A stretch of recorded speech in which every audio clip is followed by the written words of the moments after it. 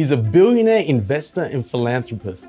At the age of 13, he was hustling, selling horse racing tips, and he has now pledged to give over 99% of his wealth to charity, making him the largest American donator in history. He is Warren Buffett, and this is my take on his top 5 secrets to success.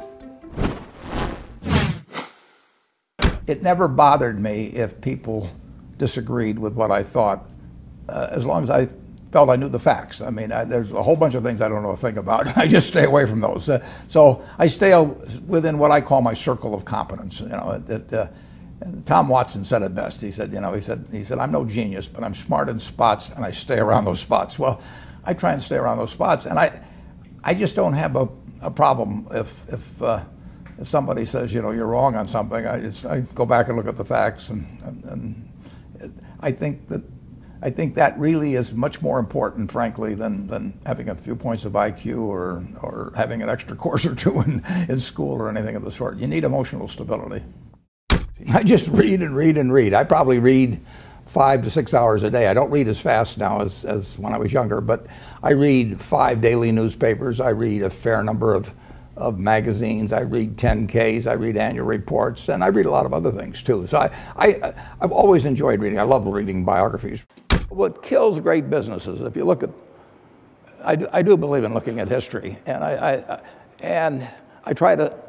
like to study failure, actually. And my partner says, all I want to know is where I'll die, so I'll never go there. And we want to see what has caused businesses to go bad. And the biggest thing that kills them is complacency. I mean, you want a restlessness, a feeling that, that somebody's always after you, but you're going to stay ahead of them. You always want to be on the move. And when you've got a great business, like Coca-Cola, which is, there aren't any like Coca-Cola, but you really, the danger would always be that you rest on your laurels.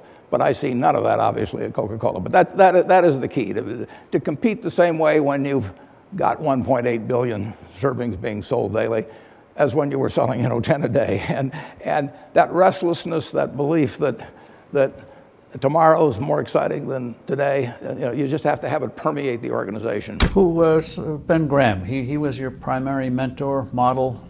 He was a wonderful man, and he was my professor at Columbia. I read his book when I was 19 at the University of Nebraska, and I'd started investing when I was 11, and I started reading about it when I was like 7. So I'd gone through I read every book in the Omaha Public Library that there was by the time I was 12 on investing and stock market. And I had a lot of fun, but I never really found out, I never got grounded in anything. And it was entertaining, but it wasn't going to be profitable. And then I read Graham's book, The Intelligent Investor, when I was at the University of Nebraska. And that just opened the whole thing up to me. Yeah, and I named my oldest son is named Howard after my dad, Graham Buffett, and he was a marvelous man. Never expected anything from me in return. Ben Graham, in his low teens, looked around and he looked at the people he admired, and he said, I want to be admired, so why don't I just behave like them? And he found there was nothing impossible about behaving like them. And similarly, he did the same thing on the reverse side in terms of getting rid of those qualities. You have given a lot of fabulous advice, but what's the best advice that you've ever received? Well, I received it in a variety of forms, particularly from my father when I was very young. But I mean, he basically, I think, taught me how to live. Not that I did it perfectly or anything like that, but I mean, he was giving me lessons, but he wasn't doing it by preaching to me. He was doing it by example. But basically, well, the biggest lesson, in a sense, I got is the power of unconditional love. I mean, I think there is no power on earth like unconditional love, and I think that if you offer that to your child, I mean, you're 90% of the way home, and there may be days when you don't feel like it. It's not uncritical love. That's a different animal. But to know you always can come back, I mean, that is huge in life. That takes you a long, long way. And I would say that every parent out there that can extend that to their child at a very young age, it's going to make for a better human being. And you felt like you got that kind of unconditional love from your dad? I absolutely did, yeah.